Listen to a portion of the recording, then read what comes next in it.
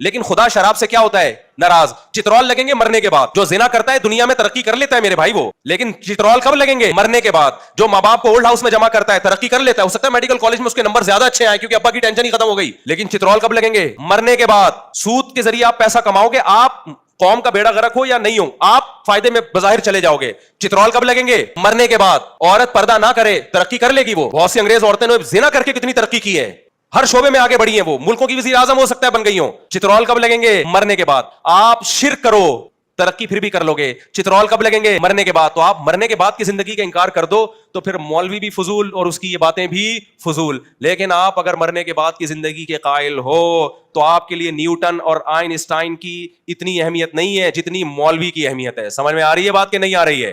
तो आप अपना कॉन्सेप्ट क्लियर करो भाई, मौत के बाद की जिंदगी को मानते हो या नहीं मानते? नहीं मानो मुनाफिकत छोड़ दो। फिर आप फिर ये ना बोला करो मैं मुस्लिम हूं लेकिन मैं इन मौलवियों को नहीं मानता हूं। भाई तू झूठ बोल रहा है तू।